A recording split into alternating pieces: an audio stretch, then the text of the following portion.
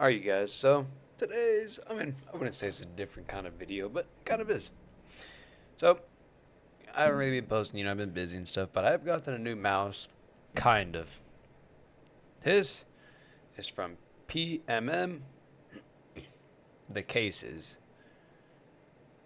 They specialize in 3D printing cases, so if you want a smaller mouse, lighter mouse, you have to own the certain mouse for the PCB that can go inside, but most PCBs you can probably fit. You just might have to make some modifications, of course. And this one is the Cyber 4.0. It holds the Ninjutsu Sora V2 PCB. Now, why did I want to do this? Well, I never was a big fan of the Sora shape. I like claw, but it just felt too flat for me, honestly. And so when I had heard about this, I was like, why not try it out? And got it. Putting together a whole night live is kind of sketchy because you got to be really careful with putting in the corners, and you really got to bend the case out of place. It's just the problem that I have is that there's no side buttons. In a lot of games, I don't know if it's a lot of people like other people, that play games. I really use my side buttons. Not like I don't use it for CS:GO though. I know there's a couple other games I do. I just can't remember, but I know CS is not one of them. But I had planned on using it maybe for like my knife or something. Pull it out instantly, and I can't do that. Destiny, I have my melee button on my 5 or 4. I can't remember which one is which, honestly. But I have it on my front mouse button, and then I have my air dodge for Warlock on the back mouse button. But well, I can't do that. So I'm hoping. So the cases are made out of nylon, which is already very good material. It doesn't really flex. I mean, it flexes, of course, because you can get carbon fiber rods to put in, which I might over time, or might get soon. If I can buy it separate, I don't know if I can, just to make it more sturdy. But I know that when taking apart the Ninjutsu Sora, you can pull apart the side buttons. That's how it looks. And so you have 2 plugins in the PCB, one's for the mouse, one's for the side buttons.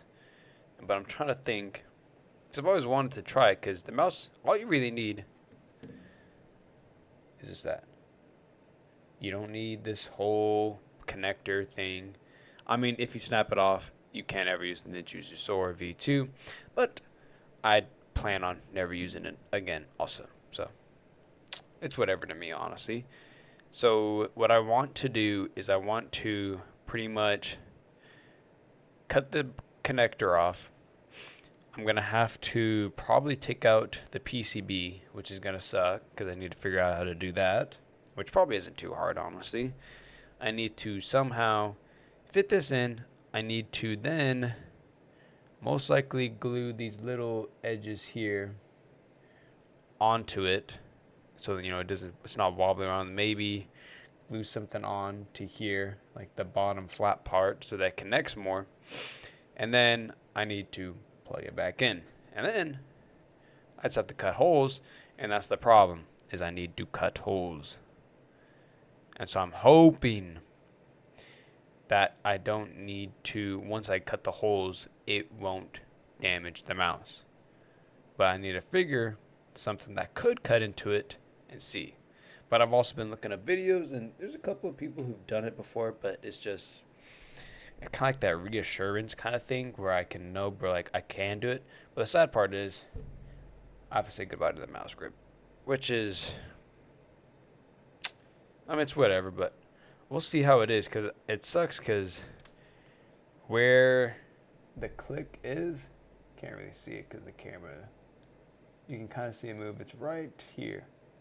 The side buttons don't entirely have too much room, and so it's going to have to be pretty up high. Maybe it's going to have to be back here, but we're going to see how it does. But overall, the mouse has been fun. It does kind of feel weird using a blockier kind of more rectangle. I wouldn't say rectangle, maybe kind of square, but more just flat and sharp sides, and just it's not really rounded like you know a normal mouse would be. But that doesn't really bother me too much, really. It kind of has its effects here and there, but really, you just turn it on by hitting the switch there. Just hit it up and it works. As you can see, that green light. Yep, there's a sensor. And I haven't had any problems yet with it, which is nice. And I really wanted to try the other ones. It's just a couple of other ones need the Viper V3 Pro internals. So we'll see. But I probably intend on getting more. But, of course, I'll always let you guys know.